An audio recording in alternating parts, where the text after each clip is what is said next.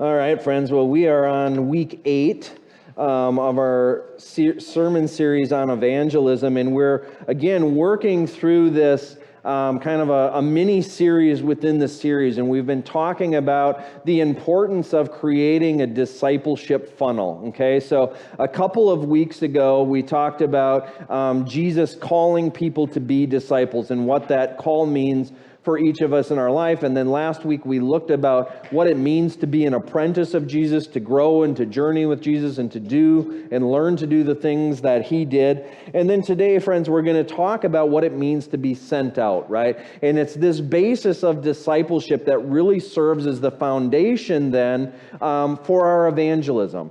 Right? That because we're doing the things that Jesus did, we're then able to go out and to share that and to manifest those things in our lives. So as we begin, let me read to you from the scriptures, which comes from Matthew 10, verses 1 through 15. It says, Jesus called to his 12 disciples to him and gave them authority to drive out impure spirits and to heal every disease and sickness. These are the names of the 12 apostles. First Simon, who was called Peter, and his brother Andrew, James, son of Zebedee, and his brother John, Philip and Bartholomew, Thomas and Matthew the tax collector, James the son of Alphaeus, and Thaddeus, Simon the zealot, and Judas Iscariot who betrayed him. These 12 Jesus sent out with the following instructions. Do not go among the Gentiles or enter the town of the Samaritans. Go rather to the lost sheep of Israel. As you go, proclaim this message. The kingdom of the heavens has come near. Heal the sick, raise the dead, cleanse those who have leprosy, drive out demons. Freely you have received, freely give. Do not get any gold or silver or copper to take with you in your belts. No bag for the journey, or extra shirt or sandals or a staff, for the worker is worth his keep. Whatever town or village you enter, search there for some worthy person and stay at their house until you leave. As you enter the home, give it your greeting. If the home is deserving, let your peace rest on it. If it is not, let your peace return to you. If anyone will not welcome you or listen to your words, leave that home or town and shake the dust off your feet. Truly, I tell you, it will be more bearable for Sodom and Gomorrah on the day of judgment than that town. All right, friends. Well, let's go in and let's, before we dig into the scriptures, I've got a couple of important questions that I want you to consider, okay? And the first question, I hope will be responsive. I hope that you'll share with me some of your answers to this. So the first question is, who are the important people that shared the gospel with you? Okay, and maybe for some of you, you were raised, you had moms, dads, grandmas, and grandpas that shared the gospel with you, that brought you to church. Maybe you came to faith later in life and you had an important teacher or an important neighbor or somebody that invited you in. Would anybody like to share who those special people in your lives are? We need a...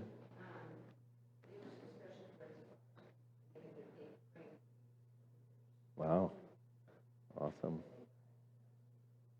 Cool. Thank you. Anybody else? Marianne? Gail Husey. Excuse me.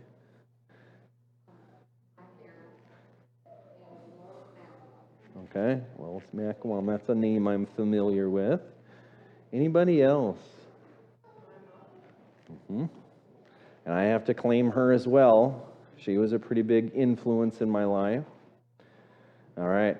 Well, friends, again, it's interesting for us to think about how important that work was, how grateful we are to consider the fact that somebody was willing to share their faith with us. Because again, most likely we're sitting here today in part because of the influence that that person has had on us. Now, I want you to consider a second part to this question, and again, I suspect many of you already fill this role, but one of the things that I want you to do is to think about from this day forward how you might answer this question. So who will you be that important person for? Okay? who are you going to go out and share the message with? I'm going to invite you. I suspect that many of you already have some people on your minds, people that maybe you've been neglecting, saying, I've really wanted to share or talk to this person, but I just never felt like it was the right time. Or maybe I was too scared to go and do it. Or maybe, I've lived in this house for 20 years, but I've never even gotten to know the neighbor that lives right next door to me, and maybe I need to open my house and extend the invitation for that person to come and just have a cup of coffee and talk with me for a little bit. So I want you to hold that second question in your mind as we go through this message time and be prepared to reconsider it as we come to an end. All right. So as we dig into the scriptures then this morning, the first couple of verses says Jesus called his 12 disciples to him, and he gave them authority to go drive out impure spirits and heal every disease and every sickness. Okay, and one of the things that I want us to be important or to consider again is this idea that Jesus has said, look guys, you've spent time at my feet, right? You have learned everything that I have done. You've watched me do the ministry, you've heard me say the words, you've watched me do the actions. Now it's time for you to go out. But guess what, friends? I'm not just going to send you out there by yourself. I'm giving you the authority to go out. I'm giving you the power to go out and to do the very same things that I have done. All right? Now, friends, many of us, especially in our modern world today, get very nervous with this idea of authority, right? And even within the church context, we can move to two very polarized or different extremes. And there's one extreme that will basically say, we have to be very careful with this idea of biblical or believer authority because Jesus was talking to a specific group of guys at a specific time, and this stuff just doesn't happen anymore. So we can't claim authority to go and do these things, right? And then on the other hand, you've got people that say you need to be bold, you need to claim that authority, and you need to stand in the power of Jesus and to proclaim all of these things. The problem with this side is that oftentimes they forget that their authority still makes them under Jesus, right? And pretty soon it's all about what they can do and the power and the authority they have, and pretty soon you can end up with people that say, we get to tell and proclaim to God what we want God to do, right? And that's not the way that it works. So again, I can't go with this side because if we're going to do that, we might as well take the scriptures and just throw them away, because if it's always for a different group of people way back in an ancient time period, and there's no relevance or power for us to do the things that Christ did, then we might as well get rid of the scriptures and go on to something else. And yet at the same time, we need to be very careful that yes, we have the power, we have authority from Jesus Christ, but when we use that power, it always must be in alignment to God's will, right? It's always for use in the kingdom, and we are always under the authority of Jesus Christ. And I take this from the example of the Apostle Paul, right? If anybody could claim authority and power, whether it be in the church or to do supernatural things, Paul was really a guy that had it all, right? And yet, time and time again, Paul was very careful not to just use his authority at his own whims and for his own personal gain. He was very cautious, and he understood the responsibility and constantly made sure he was in alignment with the things of God before he did anything. So friends, one of the things that we need to consider then is, how do we understand it? Do we truly believe? Are we really ready as a people to claim the authority and the power that's been given to us by Jesus Christ to go out and to do some of the very same things that he did? Right? Now, friends, again, I'm going to say that in a culture like the U.S., we struggle. We're pretty cynical and skeptical people about supernatural and miraculous acts, right? We always think, well, Jesus gave these guys the power to go heal every disease, to deal with impure spirits. But you know what? I'd be a little nervous if some evangelist just happened to walk into a hospital room and say, you're healed, and people get up and walk out, right? We would really struggle with that power. And yet, friends, I can say as you begin to deal with this, you look into this further, this happens all over the world, right? There are supernatural, miraculous events of people stepping in to the power and authority that Jesus has, and it happens. Whether it's in Africa, whether it's in China, whether it's in South America, stuff happens. And so one of the things we need to consider is, are we ready to believe that? Are we really ready to go and say, you know what, we still believe that the supernatural is happening today, and we want to be a part of that? Because otherwise, friends, think about the message that we're sharing. If we don't come at this and we don't share the power of the message to build the kingdom and transform the world around us, to co-create and co-labor with God, then we've got a pretty bland offering and invitation for people, don't we? If we just think that there's no power in that to do any of those things. Now, as we move into the next couple of verses, at surface level, everybody's like, okay, we get the picture of who the 12 disciples are, right? But have you ever thought about really what kind of a motley crew these guys are? I mean, this is a real special band of characters, right? And think about how flawed many of these people were, right? So just last week, we looked at the scriptures that of Jesus asking the question, who do you say I am? And Peter answers, you're the Messiah, the Son of God, right? And Jesus proclaims, you know what? Peter, on this rock, I'm going to build this church, right? And yet, well, how does Peter respond when things get hairy, right? He denies Christ 3 times. Then you've got the sons of Zebedee, right? The sons of thunder. And they sit there and argue about who has the higher position, right? Who gets to sit along on the right hand of Jesus, or who gets the higher station? And what about Thomas, who walked along Jesus, saw everything, and said, you know what? I just can't believe that Jesus has risen from the dead unless I'm able to stick my fingers right in the holes in those wounds. And then you've got Matthew, who we looked at a couple weeks ago, this tax collector who's supporting the Roman Empire at against the will of his people, basically robbing his own people to support an oppressive government that they didn't like.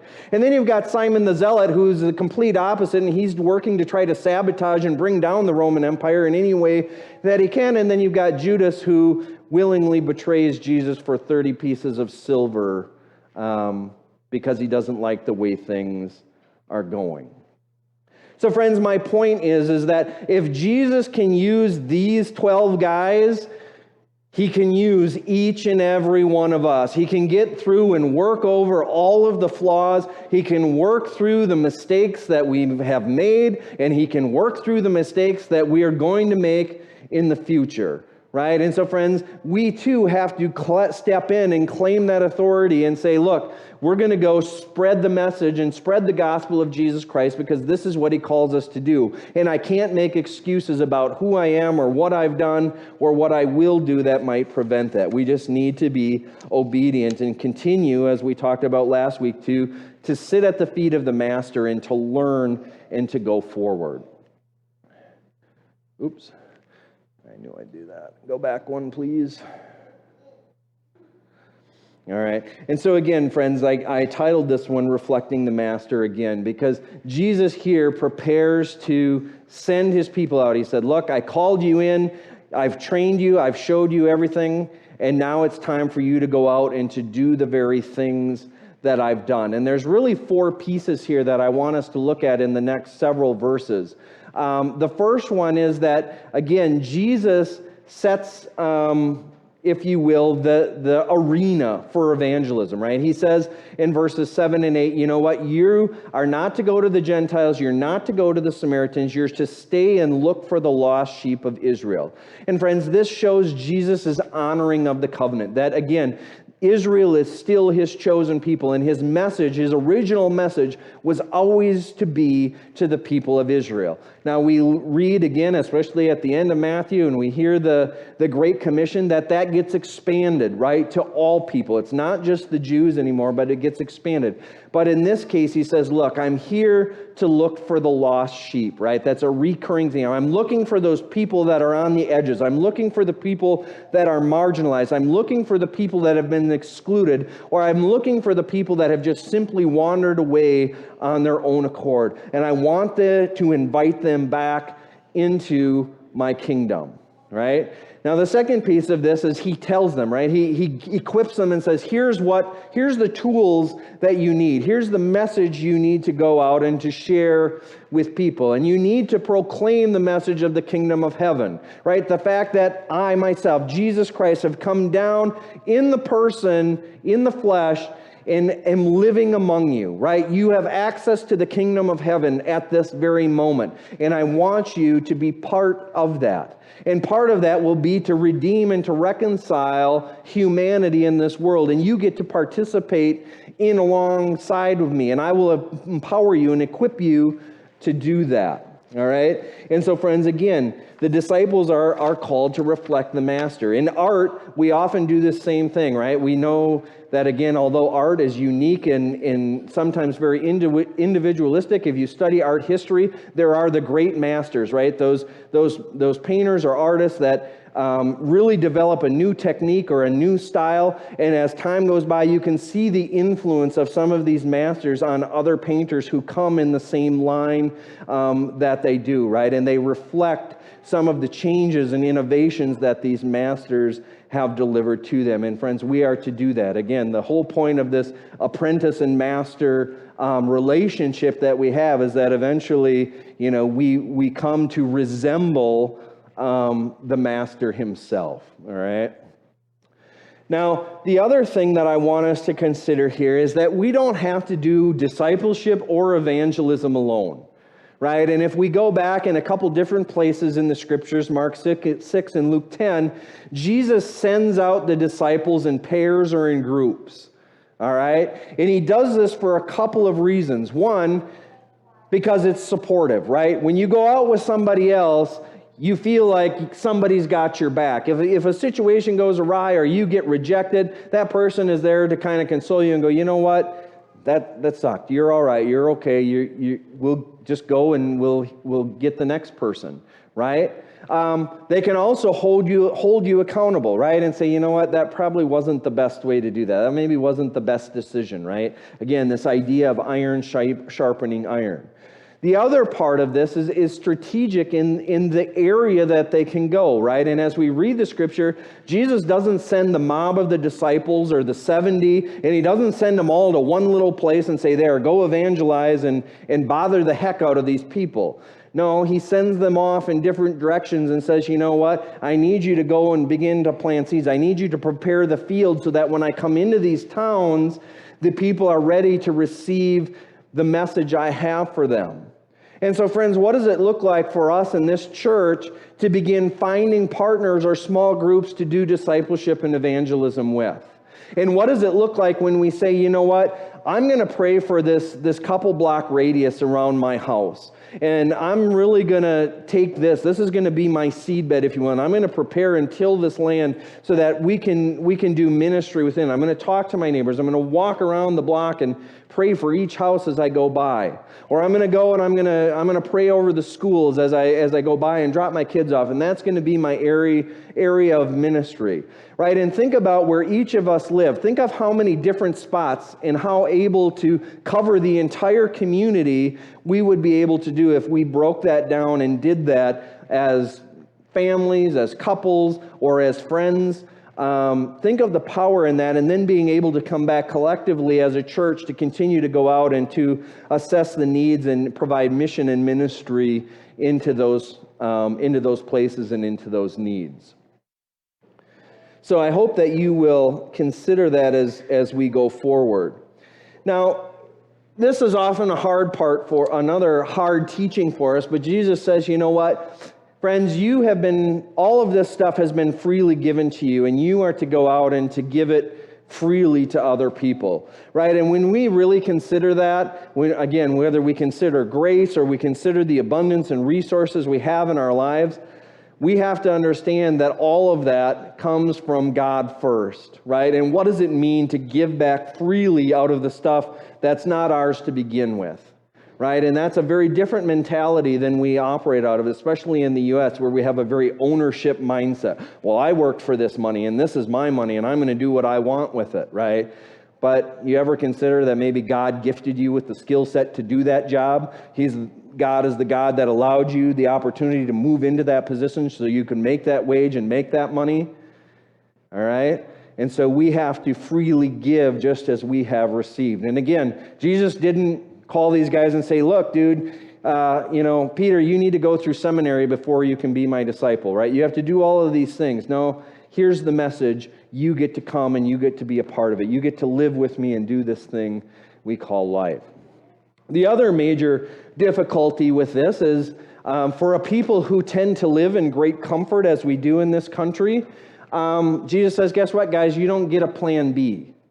You know what? You don't get to have all of this stuff and take all of this stuff with you. This is the plan I'm giving you, and this is the way I want it done. And the reason I want it done this way is so that, again, you are dependent upon me. Right, friends, think of how many times we like to have multiple different avenues to pursue things just in case something goes wrong. Right? We can have, 15 different things lined up rather than just relying on God and saying, you know what, Christ has called me to do it this way. And rather than relying on my own resources, on my own ingenuity, on my own self-will, I'm just going to rely on God in this very moment and go and do the things as He has instructed me to do. And then finally, friends, we need to go out and we need to look for the right people, right? And oftentimes when it comes to evangelism, I sometimes think we start acting weird, right? Like sometimes we get so desperate to go and do something that we just want to clamor on and grab onto somebody and say, look, you got to believe. I shared my faith with you. Oh my gosh, I can't let you go, right? Now, I don't know about many of you, but I spent some time doing network marketing or multi-level marketing. It wasn't really for me. I was never very good at it, but the one thing I learned through that is that you can't stop at the first person, right? When you go out and you're looking to sell a product or to sell the business, you got to go through the numbers, right? And sometimes you might have to go through 100 different people before you find that one person that's interested in hearing the message. Right? But are you going to do that? Are you going to have the fortitude to go through the 100 people to find that one person that might be worthy enough to hear that message because their heart is ready to go? And friends, I'll say as hard as work as that is, as frustrating or even as painful as that is to get rejected 99 times, isn't that what Jesus does? That He leaves everyone else, He leaves the 99 to go look for that one person, that one sheep that has wandered away from the flock, and bring it back in. And so, friends, we too need to go out and be prepared to search, because it's not just because we go out and talk to someone doesn't mean they're ready, right? And some people may actively reject you, which gets sort of to the next part of the verse. And Jesus says, look, you're going to come to some homes, you're going to come to some towns, and they may actively reject you. And in that case, you just need to shake the dust off and you need to walk away. Okay, and again, friends, that can be very difficult for us, especially if it's people we care deeply about, right? If it's friends, if it's family members. But we also have to remember that God has a timing for things.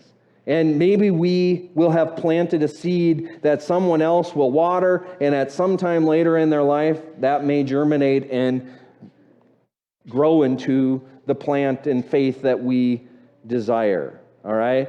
And unfortunately, God has given us free will, and we all have the ability to decide whether we are going to follow Jesus or not. And unfortunately, there will be some people who choose not to follow Christ, right? And it's not our job to worry about that, because Jesus says, there will be a time, there will be a day of judgment when those people, when all of us will stand before God and give an account.